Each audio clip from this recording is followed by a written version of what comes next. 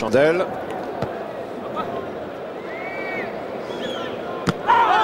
Un contre, un pied un peu aérien de Traoré. Alors qu'on voit ici le banc serrois. Oui, c'est une un beau jaillissement, belle semelle. Belle semelle quand même. À proscrire pour les footballeurs. Et parce que ça fait mal et c'est un carton jaune. Ça fait partie des lois du jeu. À partir du moment où vous touchez un joueur adverse, surtout sur ce type de faute qui peut être considéré comme agressive. Pas l'ailier droit est donc averti. Un dégagement de Dreyer. Pour l'instant, Messi bas derrière règne sur la défense serroise. Attention, c'est pas fini. Encore lui.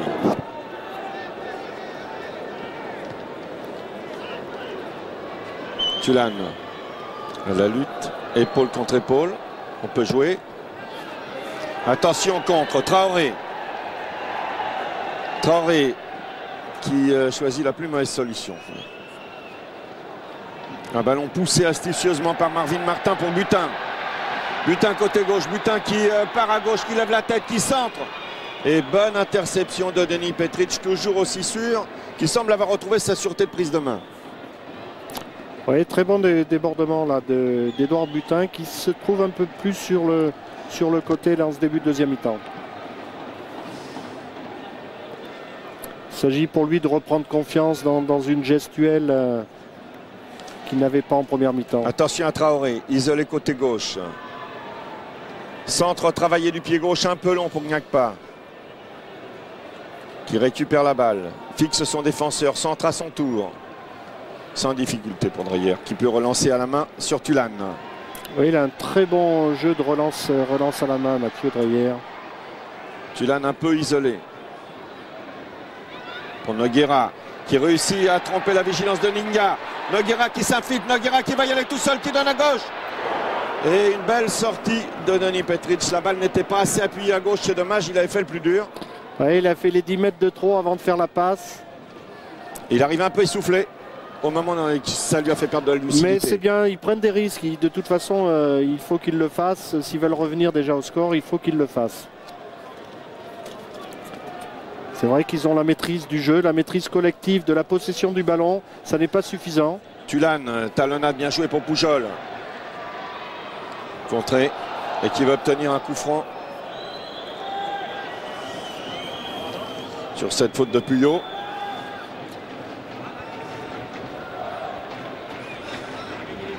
Voilà. En appui avec son arrière latéral. Contré.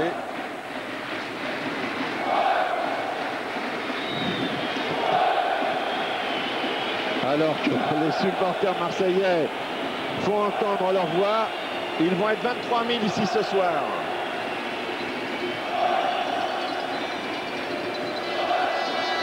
Vous savez, quand une équipe quand un club a deux équipes, une en finale de la Gambardella, une en finale de la Coupe de France, en général, il ne revient jamais bredouille, à l'exception du Stade de Reims en 1975. C'est arrivé 7 fois déjà dans l'histoire.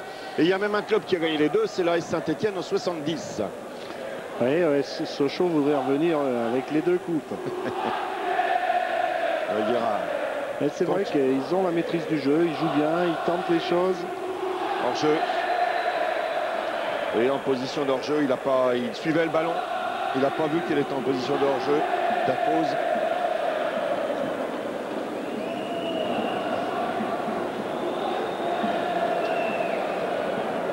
Allez, Denis Petric.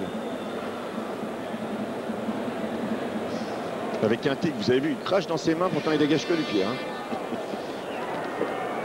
Mais c'est pour une réception ultérieure si des fois la balle revenait vite. Oui, il y a souvent des rituels comme ça.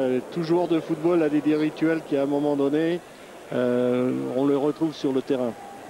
Attention, compte, c'est Sochaux qui a la balle. C'est pour Butin, côté droit. Obligé de se retourner. Il est face à son adversaire. Il est touché et c'est une faute. Il n'est pas du tout sûr, Charlie Abraham, d'avoir fait faute. On voit ce ralenti.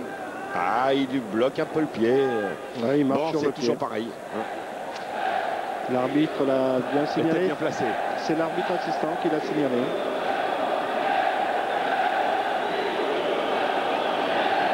Alors qu'un joueur auxerrois est victime de crampes. Ouais, ça sont les crampes de match, parce que souvent les jeunes joueurs effectuent le match la veille du match, ils préparent le match et ça les fatigue plus nerveusement que physiquement, et c'est pour ça qu'à ce moment de la partie on retrouve un joueur qui peut avoir des crampes. Attention au coup franc tiré par Marvin Martin. La tête de Pujol. Justement Pujol qui rappelait à l'ordre avec son vis-à-vis de Dinga. Doucement tous les deux. Un petit regard dans les yeux, c'est un peu logique. On essaye de s'impressionner, mais il faut respecter la règle. Ne pas tirer le maillot, ne pas pousser, ne pas crocheter, ne pas s'appuyer trop violemment. Alors attention, Marvin Martin.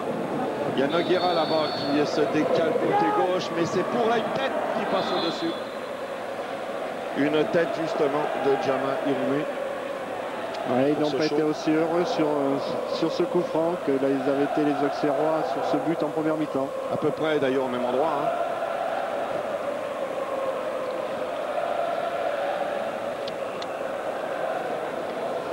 Plus les minutes passent, bien sûr, plus Auxerre peut croire à une 7e victoire en Coupe Gambardella. Mais ce n'est pas fini.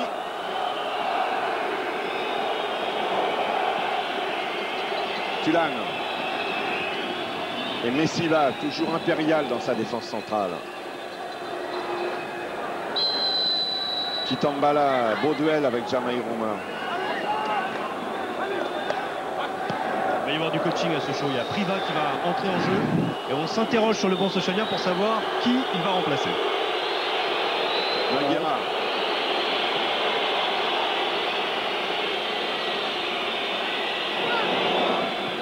C'est vrai qu'on joue dans la moitié de terrain auxerroise et Auxerre aime bien ce type de confrontation. Tulane. Petite balle piquée qui ne trompera pas Denis Petric.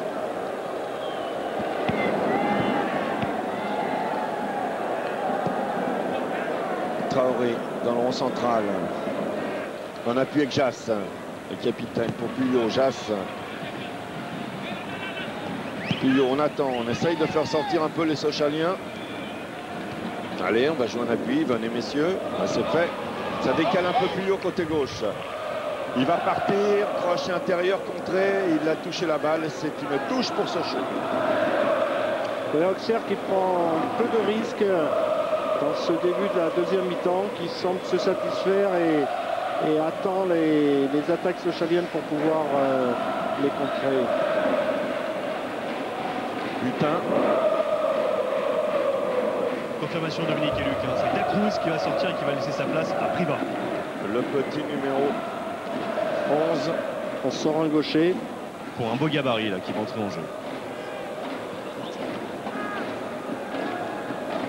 Priva qui va remplacer Dacruz. Dacruz qui était bien en appui de Butin. Butin qui s'était trouvé un peu isolé lors de la précédente demi-finale, tout seul en pointe. Il préfère jouer à deux. D'ailleurs, il était bon sur cette première période, même s'il n'a pas pu inscrire le but qui aurait permis à Sochaux au moins d'être au nul.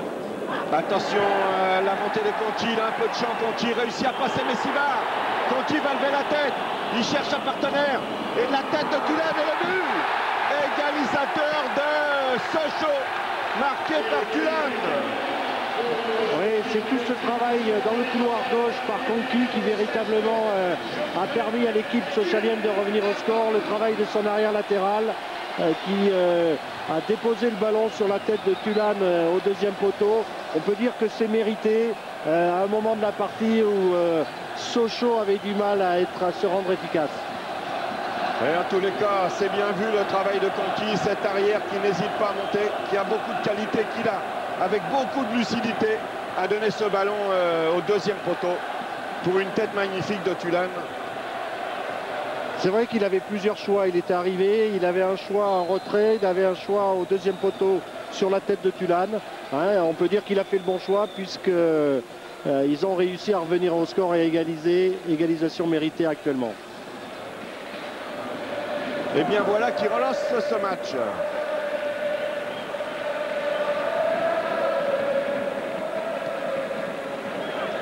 Attention, Auxerre va essayer d'accélérer. Jass qui revient sur lui-même, donne en retraite pour une frappe qui passe au-dessus du cadre.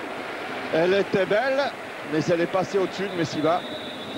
Ça, c'est une réaction de chez les jeunes très rapidement quand ils viennent de prendre un but.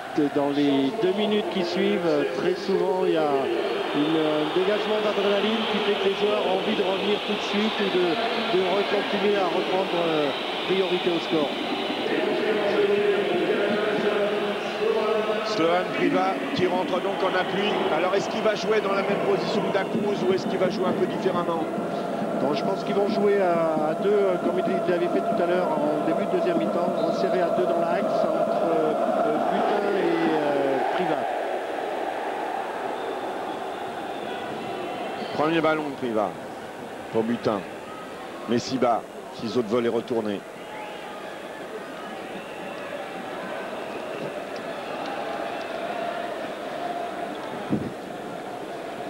Ils veulent amener un peu plus de densité athlétique dans l'axe face à la défense centrale auxerroise.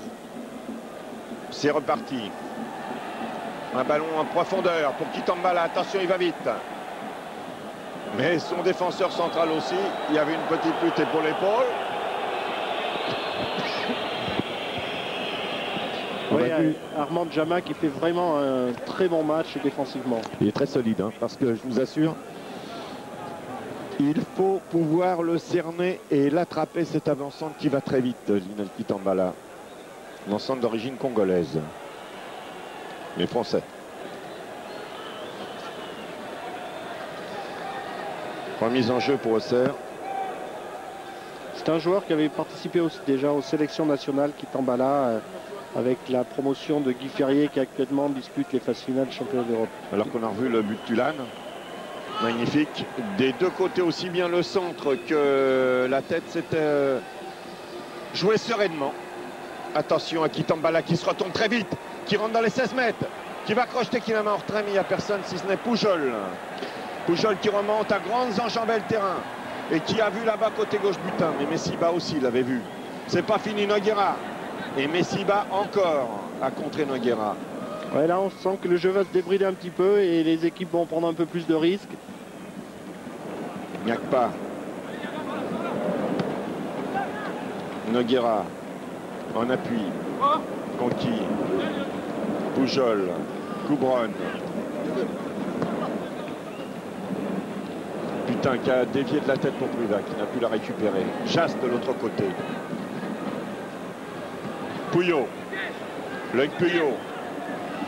Essaye de fixer son défenseur et le défenseur n'est pas parti dans le vent. Il est resté bien sur ses appuis jusqu'au dernier moment. Il a contré Pouillot. Ils se connaissent, hein, ils se connaissent beaucoup. Hein. Oui, Rudy Gérard, arrière droit, là, qui véritablement a eu un très bon comportement au niveau défensif.